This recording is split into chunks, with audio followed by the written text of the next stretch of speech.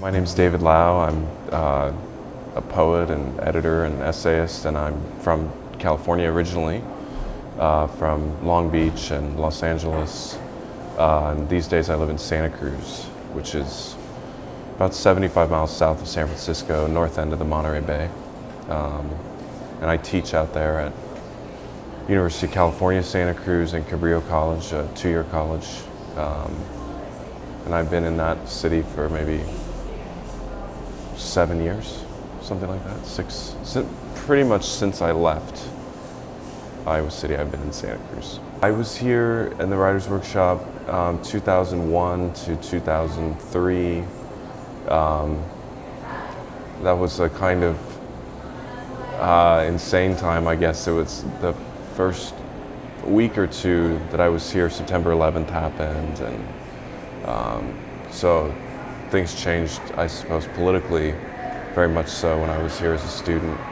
By my last semester, we were invading Iraq, and yeah, so it was a kind of strange time, I think, to be here. But in general, I had a very good experience in the workshop.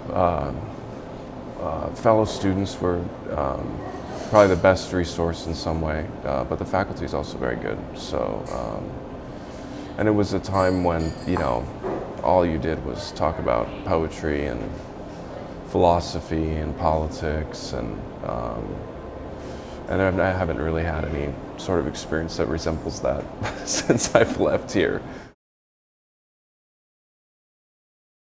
Yeah, I think that I would write more if I had more time. So, like during teaching in the year, I scribble down notes, I keep these kinds of things on me all the time, and so writing is not disconnected in some way from my daily life. It's just a matter of having broader swaths of time in which to really sit and think and work on lines and get the language to go somewhere. So at this point in my life, I usually do that in August when I have the month off, and I do that in January sometimes when I have the month off. I do it vacations, weekends, any spare time I have, really. I'm involved in a lot of discussions with sort of colleagues out in Santa Cruz and in the Bay Area. So I have not just a busy teaching schedule, but a busy kind of social schedule, which I very much relish. I'm glad to have a lot of friends, and I've lived through periods of time in my life where I didn't have that, so that's a great thing. And so these days I've been writing poetry kind of for and about this scene of people that I'm a part of, a kind of political grouping of people, some of whom are poets. But I think craft, to me, that's a workshop kind of thing where people will talk about craft, form, all of these things. And my question is, sort of, what do these words mean now for us in a kind of late postmodern situation? We still need to think about them. Obviously, I've learned a lot about poetry from studying in the English department at UCLA, which was a very traditional English department. I think my earliest poetic sense of form came from the Beats.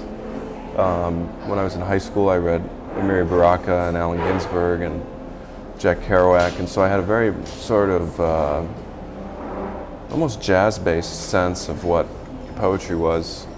When I went to college at UCLA, I confronted a very different kind of extremely traditional notion of what poetry was, and I read essentially from Beowulf forward, and took a ton of Shakespeare and read 20th century poets like James Merrill, who were much more traditionally formal. So in some way I'm steeped in a very traditional knowledge of what the poetic form is, and yet I sort of think that we need to still be coming up with new forms and still be thinking about how forms are evolving.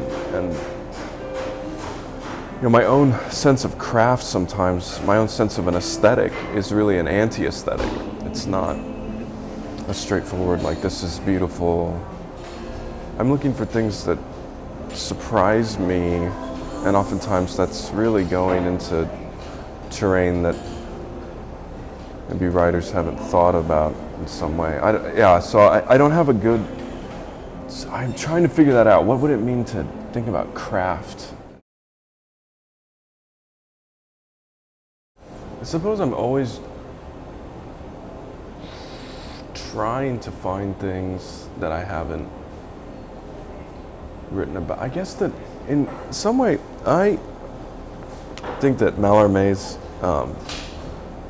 comment from a long time ago that poems aren't made out of ideas, but they're made out of words, and that William Carlos Williams also had a version of this, that no ideas but in things, that somehow we have to get at the right language and the kind of most interesting language, the most inventive forms of phrasing. So that's always the challenge. But then I have been thinking about determinate forms of content more so. I suppose that one thing that's really changed my work is not being around poets a lot.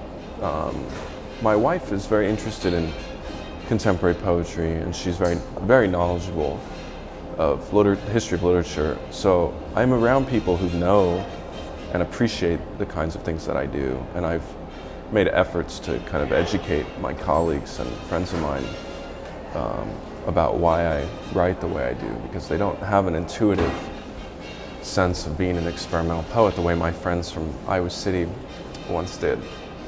So I suppose I've started to think about writing for a different audience and writing things that are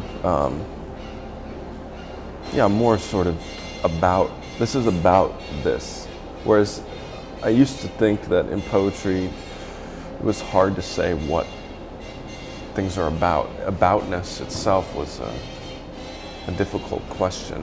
Whereas conventionally poetry was about things. It was about epic struggles to preserve society. It was about the fall of man. It was about love. It was about courtly love at that. It was about, in some way, the modern urban experience. Modernism, Walt Whitman and Ezra Pound and Wallace Stevens, they were really writing in some way about the emergence of an American society which seemed to be taking off very rapidly against the background of a decaying European aristocratic order, and of course the fires of industry all around them. And in some way, I think the best poets of the 20th century have written right alongside this kind of transforming world of economic development, the immiseration of the poor, the wars that have, marked every epoch. So I think I'm still trying to think about that, like sort of how do we poetize the present moment, and it's all we've got, and in some way it begs to be understood in all manners of ways: essayistic prose, paintings, films, and poems as well. So I'm still looking for ways to kind of be equal to what's happening to us as a people in this country, but also thinking about the world more generally.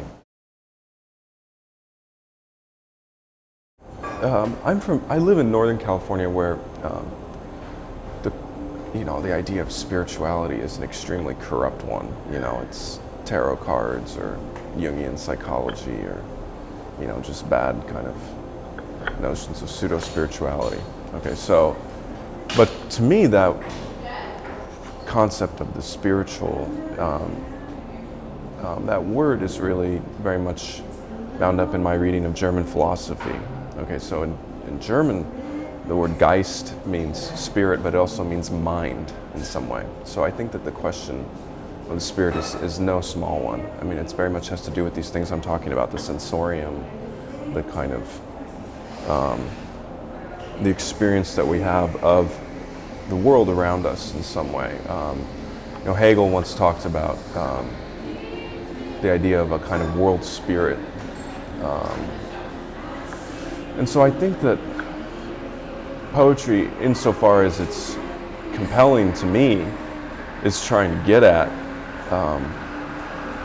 insofar as there even still is a world spirit to things, that it's not just decayed again into fragmented zones of total poverty in the slums and advanced capitalism in the States. Insofar as there is still a world spirit to grasp, I think that that's what poetry should be trying to do. So I think when I hear the word spiritual, I think that this is very much a question of the present, how to grasp what's happening in our times. And I think that there's sort of these very profound leveling forces rationalizing human life into one big count, one big census, one big bottom line. You can see this happening to the universities today. I mean, I'm constantly encountering students who are just deeply concerned about what they're going to do in terms of jobs, what they're going to do in terms of making a living, whereas there was a time in which the university was, that was not the primary concern of students. It was the development of their minds, the sort of free study, and so this great rationalization, marketization of human life in some way is snuffing out, I think, the once thought to be limitless horizons for spiritual development, mental development of human beings. And so I think that poetry, unconventional, inventive, radical forms of art are attempts to keep alive all of the spiritual possibilities which would otherwise be just rationalized away or cut out in the next state budget. So it's almost like we live in a world that resembles in some way the medieval one, where art, at least great art, doesn't really fit in anymore. It's not on TV. It's not at the megaplex. It's read by some people. The good poetry of our time is read, just like the good philosophical thinking is read by some people. But so it's our task in some way as writers and thinkers to keep alive all of the old problems of human freedom, of spiritual development that have yet to sort of truly emerge for all equally in society. So I think that that's, for me, the great question of the spiritual in writing.